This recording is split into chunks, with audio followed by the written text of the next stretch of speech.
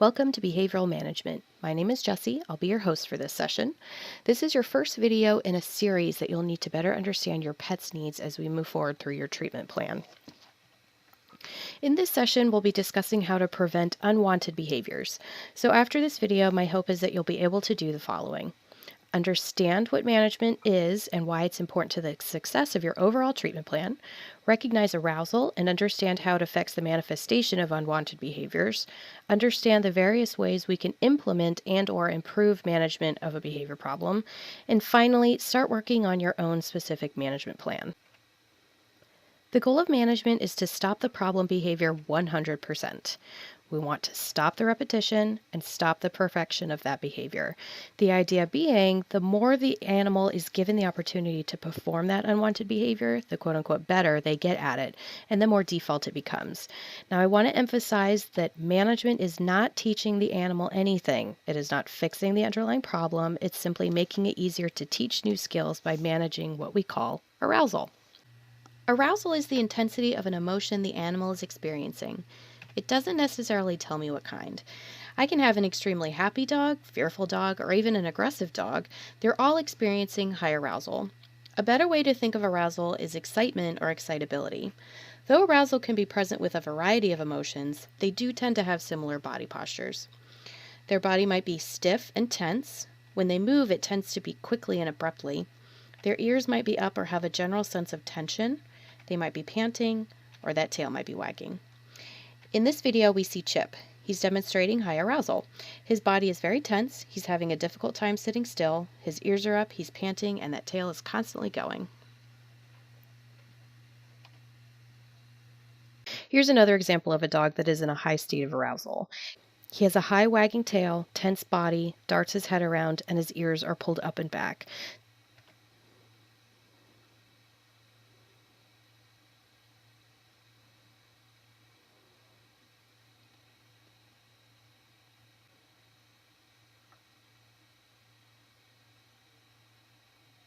There are several problems with arousal. The first is that with people, dogs, and cats, the higher the arousal, the more emotional the response and less logical. For example, an aggressive dog might charge the door before they recognize their owner is the one coming home. Additionally, it's easier to shift from one emotion to the other. When you go to the dog park, it's not uncommon to see a group of dogs playing, then someone gets overstimulated, and now we have a fight on our hands. Finally, if my dog has a highly arousing experience earlier in the day, it's much easier to have another one later on. Another term for this is what we call trigger stacking. Trigger stacking occurs when, over a period of time, little stressors or triggers build up on us. The more highly aroused we are, the easier it is to go over threshold and respond emotionally instead of logically. We see this happen with people all the time. I like to use myself as an example. I have a 2-year-old at home. So let's pretend this morning he didn't want to get out of bed. He didn't like the breakfast I made him. In the morning rush, I left my coffee on the kitchen table, get to work late, have a conversation with my boss, and then finally I get home and my dear sweet husband asks me if I happened to pay that car bill yet. Nope. What do you mean did I pay that car bill? What do you think I've been doing all day long? Eating chocolate bonbons? I cannot deal with any more stress. I have officially hit my threshold. So if I were to try and apply management to my life, I figure out what can I successfully eliminate from this equation to prevent myself from going over threshold in the first place. From this list, I can not bother picking out my kids' breakfast. I can keep extra coffee at the office. And even with just those 1 or 2 little things out of the way, my arousal is much lower and I'm more able to tolerate additional stress when I get home at the end of the day. Whew. No fight with the hubby. In reality, all triggers are not created equal. Some of them cause only minor stress, while others can take your dog all the way from baseline to threshold. It really depends on your personal dog on what they perceive as more or less exciting. Next, we'll take a look at some examples. Here we have a little dog that likes to bark out their windows. This is so common a scenario that most people don't even think about it. It's common, easy to manage, and just that little thing can help reduce arousal levels in your dog. First, we need to identify the problem behavior. In this case, it's barking out the window. The trigger for the behavior will be whatever stimulus provokes the dog to behave a certain way. Here, it's seeing people outside. Now we just need our management plan. We can do things like place opaque contact film on the windows. This makes it more difficult to see detail but doesn't block out sunlight. You can close the blinds or curtains. This isn't always doable just because some dogs might damage your blinds trying to dig at the window. We can manage access to that room by closing the door or using baby gates. And finally, we can limit access to the window. So for this dog, you can see he's on the back of the couch. Maybe we can move it out of the way so that they can't look out the window so easily. Your solution will be different depending on your setup, aesthetics, and your pet's own personality. Let's look at another example. In this case, we have a problem with inner dog aggression. Let's take a minute to watch.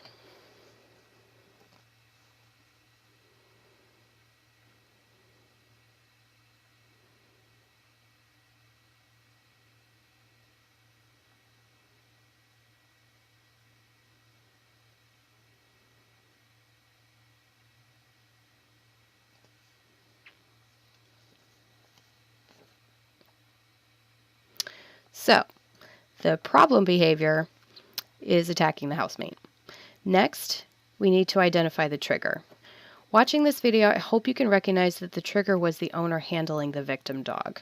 Now, we come up with our management plan. Here are some ideas. We can walk the dog separately. If I know they can be triggered while out on a walk, we just won't do that.